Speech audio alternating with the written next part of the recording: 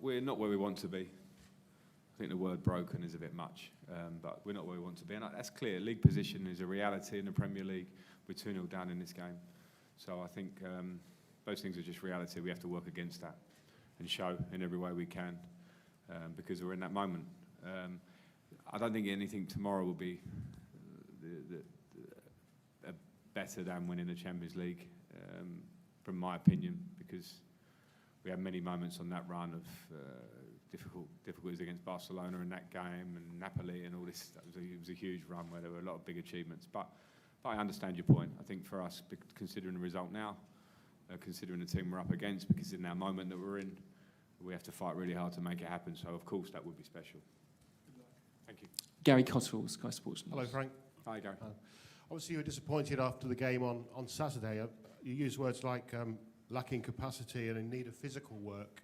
You were speaking on large about mental work as well, but some have taken you saying lacking capacity and in need of physical work as a criticism of players not being fit enough, so a criticism of the previous regime. Is that how you meant it?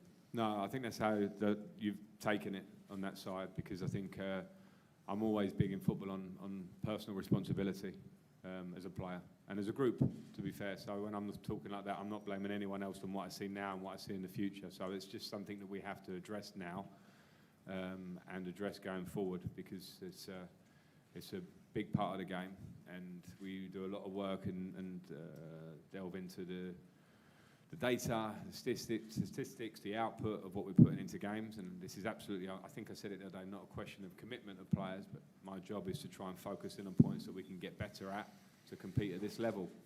And I think it's something that I know as a short-term thing that we can certainly improve on, and that's what we're going to do. Matt Law, Daily Telegraph. Hiya, Frank. Hi. After the weekend's defeat, the owners went into the dressing room, and I believe Todd addressed the players and had some quite strong language and encouraging language, both things by the sounds of it. Kepa's just said that it's normal that they go in the dressing room, that they go in the dressing room virtually every game, he said. Is that healthy? Are you comfortable with that? Yeah, I am comfortable with that. And I think, for me, there's maybe some criticism of our old owner of not coming to the games and not being around, and that wasn't always true, to be fair. But I think when an owner is very vested in their interest in the team and wanting to help and improve, I think it's their prerogative to have the input that they want. I remember the moments as a player of owners first coming into dressing rooms actually happened here at Chelsea. It never really happened to me before, and I remember being really happy that the owner, you could touch them, you could high-five them, you could listen to them, feel them. So I don't think that's a bad thing in terms of the identity of the club and where you want to get to. So I have no problem with it. And from my point of view, I had my things to say after the game. If an owner comes in and wants to be positive and wants to speak to the players, then I think it's absolutely his part to do that. And like Kepa, I think, has said there, it can be very regular in the modern day. No problem. In fact, it shows passion, and that's the first thing that I like. So, yeah, that's it. John Cross, Daily Mirror. Hello, Frank. I was just going to ask you, how important is the atmosphere tomorrow night if you want to turn this tie around? Because there's obviously a bit of anger and angst towards particularly the ownership on Saturday, and the atmosphere can be negative. So how important is it that it's positive and gets behind the team tomorrow night to turn around? I've got no doubt it will be positive. And when I talk about that, I talk about the lead to the game, the start of the game. I think the rest is a little bit down to us. It's down to us as a team to play with a real desire and a know-how to try and turn this game around. I think, for sure, I've been here too many times in this level of game at Chelsea, at Stamford Bridge on an evening, midweek Champions League knockout game, to understand that the atmosphere is going to be great. And again, now it's time for us to tap into that early in the game and make sure that we engage the crowd throughout, because they can help us, for sure. That's why we're at home. That's why this two-legged competition is the best out there. So, yeah, I'm confident in that. We just need to play our part. Carrie Brown, be in. Matt, pass the mic to Carrie, and then you can have it back. Thanks. Hi, Frank. Hi. Just take you back to two big Champions League moments. 2012 in the Nou Camp, a huge occasion, and the man with the winner at the last moment, a man that we knew was quality and couldn't find that quality Fernando Torres, who then went on a great run of form after that, and also the cruelty of you leaving the club as the manager in your last stage when you got them into the last 16. In terms of the players you have in that dressing room, you talk about you have complete belief in their commitment, but just the true performances for them aren't coming through. Does this give you an opportunity to show them that it happened for Fernando Torres in a competition away from the league? You can really prove yourself. And you left those players who went all the way to that Champions League final to win it against City. Do you still see there is enough of that culture and belief in that dressing room to put on that performance again tomorrow night? Yeah, I think anything is possible in football anyway, and there's no doubt that we're a competitive team and we deserve to be here in this stage of the competition. We also understand that the opponent is really high level. I think it's got to be careful to compare to previous moments or actions or games, because for Fernando Torres running through and rounding the keeper and scoring this amazing goal for Chelsea, there's like a big body of work behind that, and maybe good and bad and difficult moments, and that's a personal thing for Fernando, and it was a group thing for us. We'd lost semi-finals, we'd lost quarter-finals, we'd lost the final, so there's always a lot of backstory to it. The only thing, when you look back on those things, is to say that it's always possible to create that story and start that story, and we do have that opportunity. So I think it's not worth comparing too much.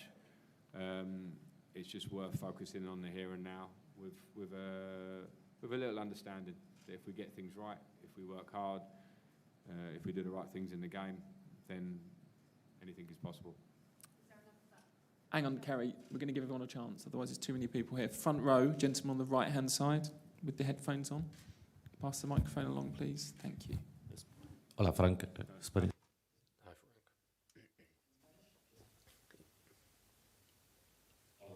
Hi, Frank. You've been in football for a long time as a player and a coach. How do you explain the strength that Real Madrid have over the years? Even if they're not playing well in the Champions, they're always, doesn't matter if they've signed new players or not, they're always performing well in the Champions. They're always a competitive team in the Champions League. Where does this come from? Know the exact Real Madrid story from inside, but to look on the outside, firstly, they have a great coach who I understand very well from working with him. So I think he needs to take full credit in this moment, because what we saw last year in their run to the final was an amazing resilience that he led. And then what's very visible from the outside is a core of players that have been there for a very long time, playing at the highest level year after year, which means that they have talent and work ethic and leadership skills, and they drive the group as I see it. And I'm talking obviously about Modric and Kroos and Benzema and others.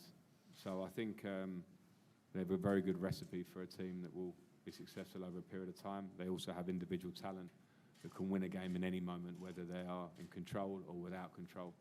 And I think those special players at the top end of the pitch at this level can be absolutely crucial to success, and they have those. So they have a very good overall unit to have the success that they've had for so long. Matt Dunn. Hi, Frank. We spoke about the owners a few moments ago.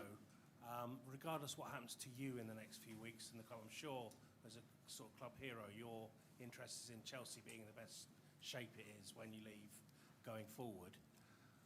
With that in mind, are you able to help the owners through some of the intricacies of English football? Because, I mean, I don't know, we all winced for you, I think, when Todd Boehly was proudly predicting a 3-0 win in Madrid, and it's not the sort of thing perhaps an English owner does, and there's certain things that seem to be rankling with the fans that perhaps they need to learn culturally, should we say, about the game over here. Is that something you can help them with? No, all I'll do is speak honestly about how I see the club and do my work. And whilst I'm here and I am manager of the football club in this period, I'll speak honestly. I'll do my work on the training ground and have a lot of communication, because that's my job, and I'm good with that. And I have a lot of care for this club, and that's my job. It's not my job to sort of consider people's approaches or these things. I'll just speak honestly myself about what I see. Andy Dillon, the Sun. Hi, Frank. If I might just go back to a couple of earlier points. The first one, we've spoken a bit about the owners, and I saw the photograph. It was quite a striking photograph from Saturday of Todd talking to the guy leaning over, and they're having a discussion. I just wonder if you think that sort of thing actually can be helpful to an American owner who's coming over here to, you know, to have a fan in his face and letting him know how it, because he kind of then sees what it means to people at the coalface and whether that's a good learning experience for him.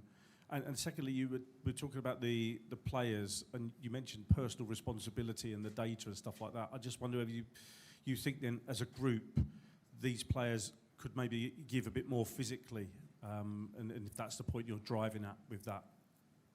No, I'll answer that a bit first. Sorry, come back to that. But no, I think, listen, again, I think I said it the other day, I said it earlier. I'm not questioning commitment of the players. I think sometimes I got asked after the game on Saturday if the players look hungry enough, and and I answered it in the terms that people. I think it's very easy to get to that point from the outside of does a player look hungry enough, when there are a lot of factors that come together to try and get a team playing at its peak, and the confidence, you know, belief, the physical nature of the game, the tactical nature of the game. So I think they're all, you know, it feels like everyone's jumping on this physical thing. It's a part of the game that's very important. It always will be. But there are also other parts of the game that we can improve on. So it's just, you know, from my point of view, it's just trying to attack those things. And, you know, I call them the baseline things, because I think without those baseline things, you know, we will struggle at top-end football to get results. So, you know, we're trying to broach those things together in quick time to get quick results. And the reality is some of them take time to get us better. So that's fine. You know, tomorrow's a huge game that we need to just focus on.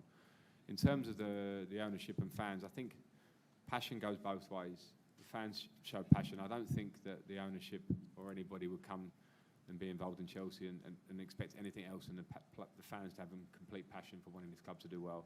We've been fortunate enough to be very successful for a lot of years, last 20 years, say, which means you want more of it. So I don't think that anyone needs schooling on that. I think that's very clear. And I think also with the word passion coming from both sides, passionate owners that want to make a difference and have a real vision for the club. And we're in probably the early stages of a process on those terms. And again, keep getting asked a lot of the same sort of stuff. Again, about when you look at processes in the Premier League and teams that want to rise to stay at the top, and at the minute we're just off that, we know. People always question everything in the beginning and in the early part of the process. And I think there's an important part for us working is that we just kind of get our heads down and work with what's in front of us. But passion and that is normal, I think. I don't think it's a problem. I certainly don't find it as a problem. We can all be passionate together and work in the same direction to get where we want to be. Okay, we've got time for two more, and then we're going to have to finish. Jacob and then Adrian to finish. Chelsea last year in this time were probably in a worse situation than this time. Have you used that game at all? Will you study that game to see where potentially there might be a way to hurt Madrid? And also, last week there were times when you did cause them problems. Did you see enough in that first leg that if you play at the kind of pace, intensity you're talking about, that there is a chance of turning this around?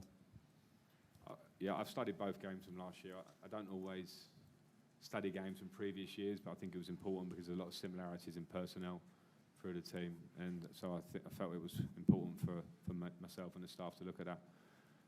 We also have the quick reference of last week in terms of, you know, Madrid and how they generally set up and the threats that they have and how we want to approach that. I think when you talk about last week, we had opportunities to score there and make the scoreline better. But at the same time, there were a lot of things that we could have done better in that game. I felt it in game, and I feel it even more having reviewed the game. There were things that we wanted to do from the outset that we didn't do well enough throughout the game. And I'm not just talking about the physical side there. I'm talking about, you know, at this level in terms of our use of the ball. So I think we can improve on that tomorrow, and we have to improve on that tomorrow to have a better chance of turning this game around. So that's for us to work on, and hopefully you see the fruits of that in the game tomorrow, because the players,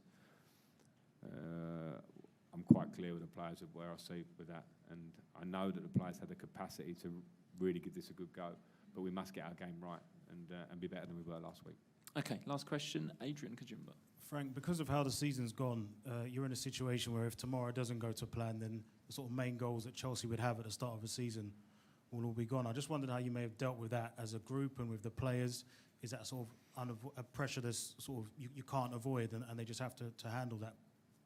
I think so, and I've got no problem with it. I'm very proud to manage this club, and you know what will be tomorrow night. We'll give everything. We want to go through the tie, but also every game you play for Chelsea is an opportunity to win games, and particularly with our form this season, to try and get back to a consistent feeling that that's possible. So nothing could have less on it as far as I'm concerned. Every game we play, Madrid, Brentford, Arsenal, going forward, all through the games till we play Newcastle here on the last day, is and should be a huge game for us because of where we're at. Because individuals, myself included, the collective, we all want to prove when you represent Chelsea. So I understand, but it'll be very important, whatever way the result goes tomorrow, that we keep working until the end. Okay.